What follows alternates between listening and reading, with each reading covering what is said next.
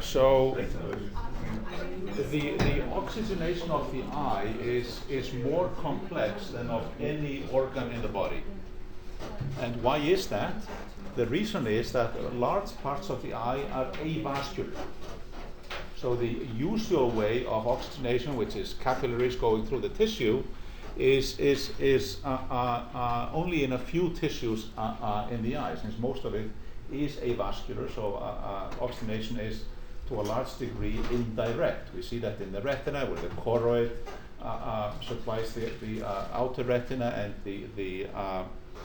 the retinal circulation of the inner retina, and then the entire inside of the eye, the vitreous, the lens, the anterior chamber, all of this is avascular, and oxygen and of course other nutrients come by diffusion from distances as large as a centimeter or more. So this is highly unusual.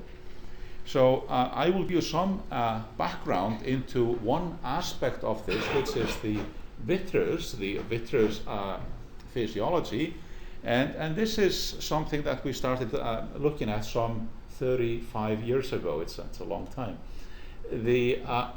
So this was soon after the onset of vitreous surgery, and vitreous surgery, as you know, this involves removing the vitreous gel from the eye, and this is then replaced with basically with water, with saline. And what people found soon after that was that there were some unexpected clinical and physiological consequences of this operation. So one of the observations was that after vitreous surgery, retinal neovascularization basically stopped in diseases like diabetes. At the same time, diabetic macular edema improved. So there was a clinical effect which was unexplained at the time, and then some negative consequences. So iris neovascularization was stimulated after vitreous surgery, and also cataract formation in the lens. So all of these were clinical observations, and they could be explained by the physiological consequences of removing the vitreous gel, and this is what I will tell you about. Now, the history of this field of research is sort of in two chapters. It started in the 1980s and early 90s with animal work, where we looked at the effect on oxygen metabolism using invasive technologies, using intraocular electrodes, and doing these types of surgical operations in animals, mostly in cats. And then within the last 10 years, this has been replicated in the human, in the beginning with invasive technology, with intraocular oxygen probes by Holekamp and the late David Beebe, and then more recently with oximetry by Martin Seen, and he will talk about that in just a second, and others. Now, to give you this in historical terms, so this is work from the early 1980s. Actually, this is a part of my PhD thesis at the time. This is how old this is. And what we did in cats was to measure the oxygen tension in the front of the eye, in the aqueous humor, and in the cat this is on the average 34 millimeters of mercury. Then we removed the lens and the vitreous from the cat and measured again, and now this went down to about 22, so quite a big drop, but very much in context with what is the normal PO2 in the retina, which is about 20. So basically what happened here is that there was some averaging of the oxygen in the entire eye. So rather than having the high PO2 in the front and the low in the back, now we had approximately the same in the one chamber eye. if we made the retina hypoxic by occluding the retinal vessels, the PO2 fell even more. Can I just ask a stupid physicist question? You remove the vitreous, then what is it full with? Pardon me? If you remove the vitreous, then what happens? Well, why doesn't it just collapse? What's it full of? Is it full of? Right. I mean, what the vitreous is, it's gel. It's 99% water, and 1% is hyaluronic acid and collagen and some other thing, which sort of give it some form and some viscosity.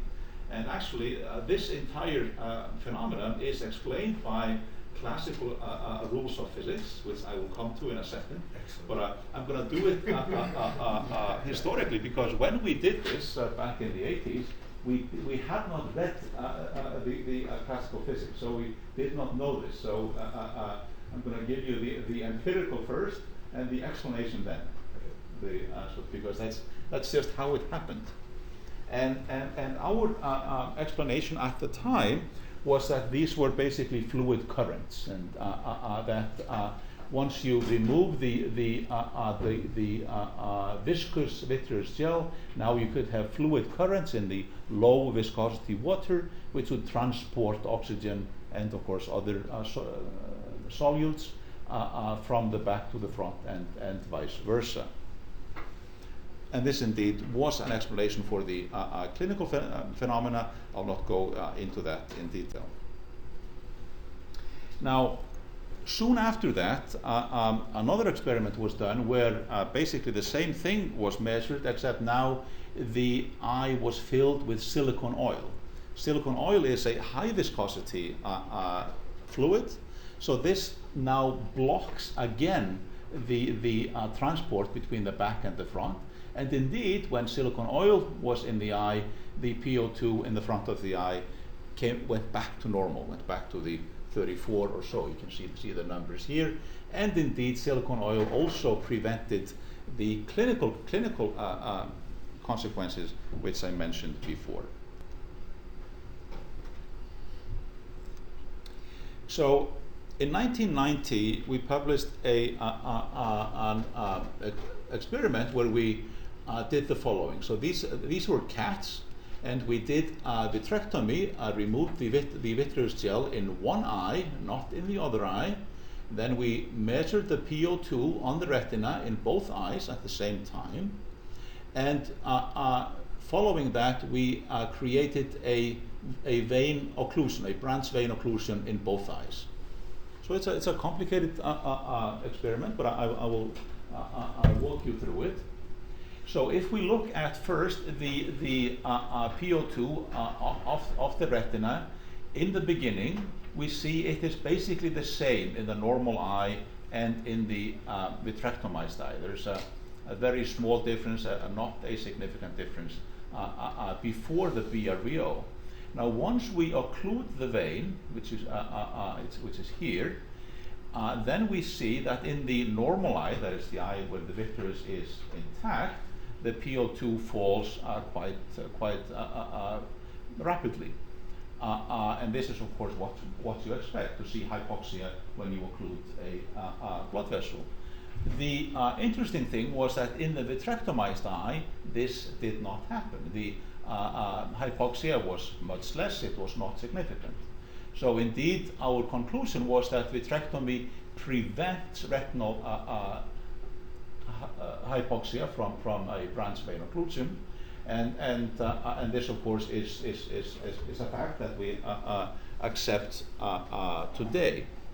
So removing the vitreous has this quite considerable effect on the oxygen physiology of the eye, and now I think I'll get to why does this happen. This is just and this has everything to do with viscosity, and if we had read some of the basic physics in school, we would have known this.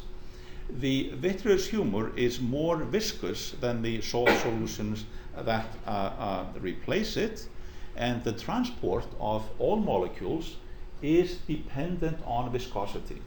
Both convection currents and diffusion are linearly related to viscosity. And this is actually described by the laws of physics. So now I finally come to the physics. So if you look at Fick's law, the law of diffusion, and you know this is so this is the flux, this is the diffusion coefficient, and the concentration gradient. And then Stokes and Einstein, some 100 years ago now, they worked out a formula for the diffusion coefficient, which is here, and the diffusion coefficient relates to a number of things, but for our purposes, what is important is that it is inversely related to the viscosity of the medium in which the diffusion takes place. Now, of course, this is intuitively obvious, but it is a fact. The same is true for fluid currents, and this is the formula for fluid currents. Again, the flux, and here we see viscosity also inversely related to the flux. So when we you can say that the vitreous being viscous, it controls, it modulates the transport of oxygen and other solutes across the vitreous chamber. So from the retina into the vitreous and in the direction of the retina. And if we remove the vitreous gel and replace it with saline, or of course when it liquefies by itself, which is something that happens with time, then the viscosity goes down, and the transport of oxygen and other molecules from the retina into the vitreous cavity and to the lens, and also between different areas of the retina itself, this is enhanced. This becomes more rapid, and this has a number of clinical consequences. We looked at we measured the viscosity this was in bovine vitreous, and you can see that the viscosity of the vitreous, it's biphasic. So this is saline, so the viscosity of saline is 1 centipoise. The vitreous gel has one component which is about 5, and another which is almost 200. So it's biphasic. But when we look at diffusion, and we looked at diffusion of dexamethasone, we could see that the diffusion of dexamethasone through saline is roughly about 5 times that of the vitreous gel. So we can say that in rough numbers that when we remove the vitreous or when it liquefies, the rate of diffusion is increased by approximately 5-fold, the convection currents by then the same amount, and they probably play a larger role in the total transport of oxygen and other molecules. So how does this explain the clinical consequences? Well, if you have, let's say that we have an area of the retina which is hypoxic. This could be a branch vein occlusion, this could be in diabetes. Then if the vitreous is intact, then this area is somewhat isolated. Oxygen cannot diffuse rapidly from one area to the hypoxic area. The cytokines that may be formed by the stimulant of hypoxia, such as VEGF, cannot get away. Now, if we now have removed the vitreous gel, either by surgery or through normal liquefaction, then oxygen can come from other parts of the retina to the hypoxic area, and by the same time VEGF and other cytokines can be cleared away from the hypoxic area to have then not the same clinical effect.